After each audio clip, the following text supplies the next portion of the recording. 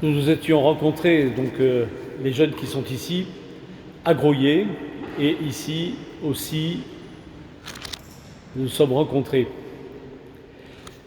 Simplement, merci d'avoir rappelé que vous savez, quand on devient évêque, on prend une devise, et la devise, je l'ai tirée de cet évangile, et ma devise, c'est « Passons sur l'autre rive ».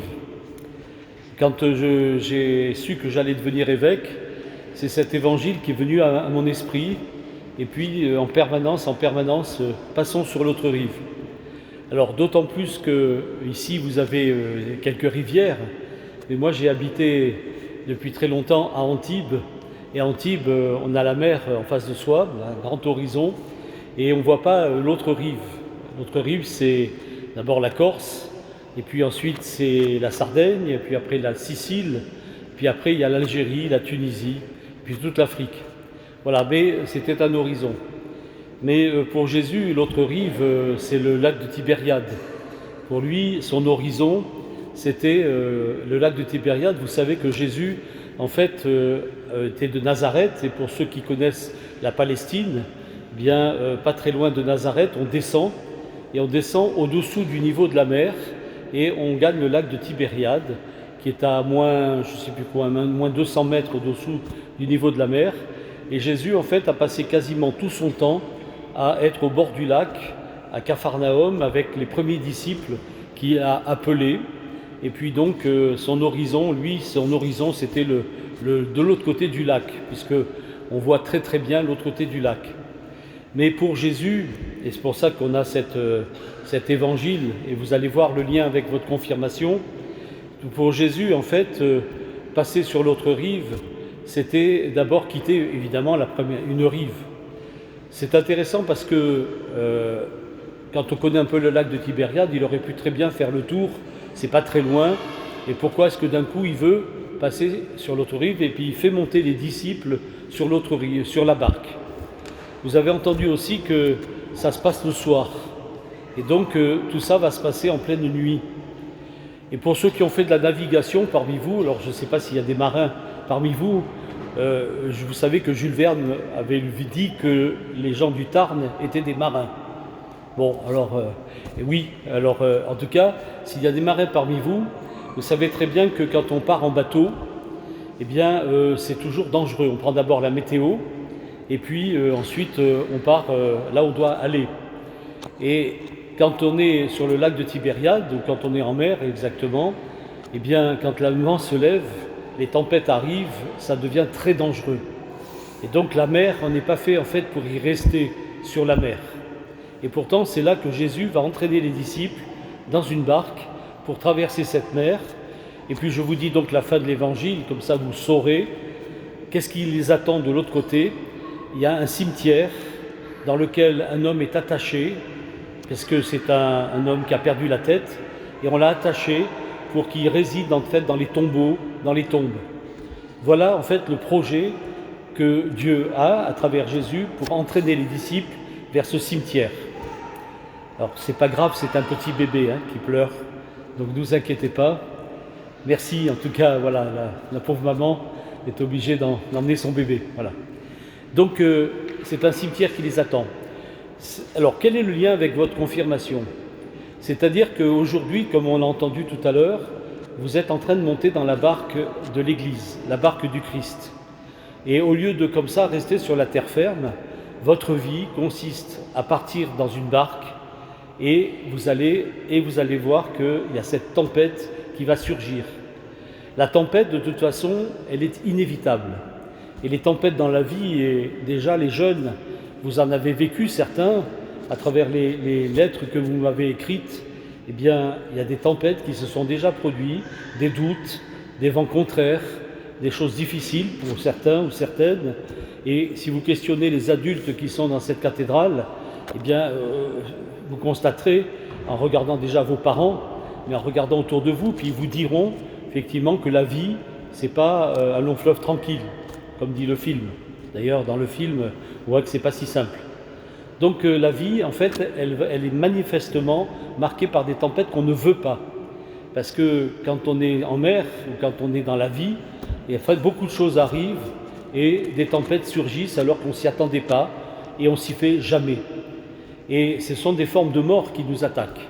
Ce sont des formes de mort qui peuvent nous faire couler. Et d'ailleurs, il y a des gens qui coulent dans les difficultés de la vie. Ils n'arrivent pas à s'en sortir. Et quand on est dans la barque de l'Église, eh bien l'Église, vous verrez, n'échappe pas aux tempêtes. Parce que l'Église, c'est nous, et on est, comme tout le monde, on est sujet aux tempêtes. Ce qui est important, quand Jésus dit « je vais monter avec vous dans cette barque », parce que là, c'est cette vie qui nous attend, eh bien, il va nous dire « je ne vous abandonne pas, je monte avec vous ». Et ce qui s'est passé il y a 2000 ans, c'est que Jésus est monté dans la barque des êtres humains. Il est venu avec nous pour traverser avec nous quoi? Alors là, c'est plus que ça, c'est passer de la mort à la vie, passer des difficultés mortelles, mortifères, à la vraie vie. Et c'est ce qui se passe aujourd'hui, c'est qu'une fois de plus, vous montez dans une barque où Jésus monte aussi avec vous. Dans la barque de votre vie, c'est vous le bateau. C'est vous en fait qui allez traverser petit à petit toute votre vie jusqu'à votre mort et vous allez pouvoir la traverser sans couler. Ça ne veut pas dire qu'il n'y aura pas des tempêtes, ça ne veut pas dire qu'il n'y aura pas des doutes. Vous avez vu tout à l'heure les disciples, ils ont passé 3 ans avec Jésus, ils le connaissent, ils ont entendu sa voix physique, ils l'ont senti, ils étaient à côté et pourtant ils n'y croient pas, ils ont des doutes. Dès qu'il y a un problème, on n'y croit plus. Et bien pourtant, c'est ce que Jésus est en train de leur dire, malgré tout ce qui peut arriver, si vous vous accrochez à Jésus, si vous acceptez qu'il marche avec vous, qu'il soit dans la même vie que vous, pas dans une vie extérieure, mais dans votre propre vie, au cœur de vos vies, vous n'avez rien à craindre. Alors je répète, ce n'est pas que vous éviterez les problèmes. Ça, d'abord on en crée des problèmes nous-mêmes, mais en plus vous en aurez qui viendront. Mais vous pourrez traverser ces problèmes avec lui sans couler. Et c'est ça qu'il vous promet aujourd'hui, en vous donnant son Esprit Saint, c'est que vous n'échapperez pas à une vie humaine, par contre, vous pourrez échapper à la mort, celle en fait qui est la pire que celle qui nous attend à la fin de notre vie, celle qui fait qu'on meurt avant de mourir, celle qui fait qu'on n'est plus soi-même, celle qui fait qu'on est dégradé. Voilà en fait ce qu'il vous propose aujourd'hui, c'est de monter dans la barque de vos vies et de pouvoir affronter des tempêtes. Vous avez entendu aussi tout à l'heure dans l'Évangile qu'on a l'impression parfois qu'il dort. Mais où est donc Jésus quand il y a des problèmes? Et il y a des gens qui disent si Dieu existait, il ne dormirait pas, il agirait. Et pourtant, la manière que Dieu a d'agir, c'est de monter avec nous. Et c'est de rester des êtres humains. Ce n'est pas d'agir contre nous, ce n'est pas d'agir de l'extérieur. Vous savez, il y a des gens qui font des prières et puis ils disent fais quelque chose. Dieu ne le fait pas. D'ailleurs, on l'a bien constaté, Dieu ne le fait pas.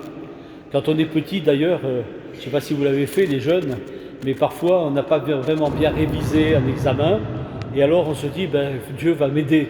Alors on fait des prières avant l'examen, ça ne marche pas, vous avez constaté. J'ai essayé moi-même quand j'étais petit, ça ne marchait pas. Donc ne faites pas ça. Laissez-le monter dans votre barque. Et surtout, regardez comment lui-même il traverse les problèmes, comment il traverse la mort, comment il ne se laisse pas prendre par des tempêtes, et comment il fait finalement pour en sortir vivant et atteindre l'autre rive de votre vie. Ça, c'est la première chose, naviguer avec Jésus, monter avec lui dans sa barque à lui, et il monte avec vous dans la barque de votre vie. Maintenant, il y a un but quand on fait du bateau, on va vers quelque chose d'autre, on ne passe pas comme ça pour faire du bateau pour lui-même, il y a une autre rive. Je vous disais tout à l'heure que l'autre rive, c'est un cimetière dans cet évangile. C'est-à-dire qu'il y a une mission.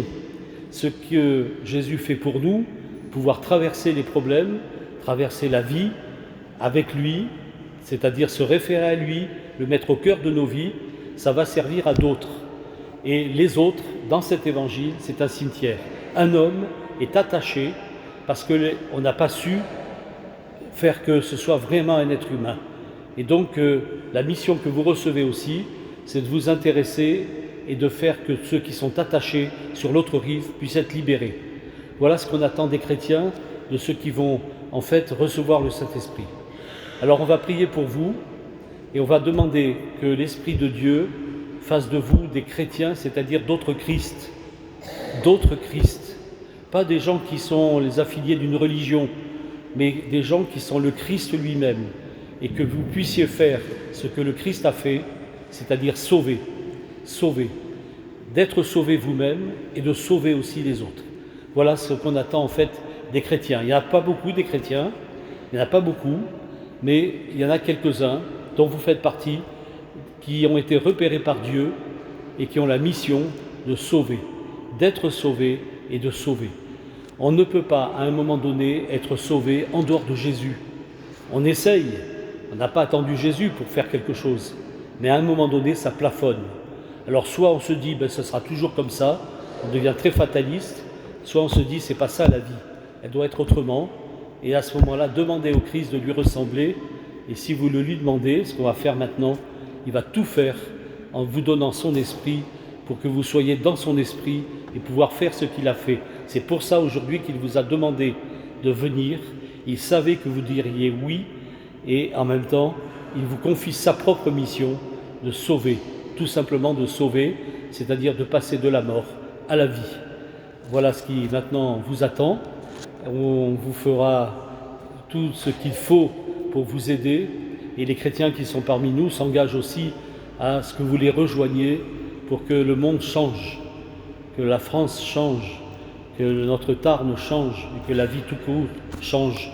Le monde ne peut pas continuer comme ça, c'est pas possible, c'est pas ça la vie humaine, c'est pas ça que Dieu voulait. Eh bien, ayez la même ambition que Dieu quand il a créé le monde. Amen.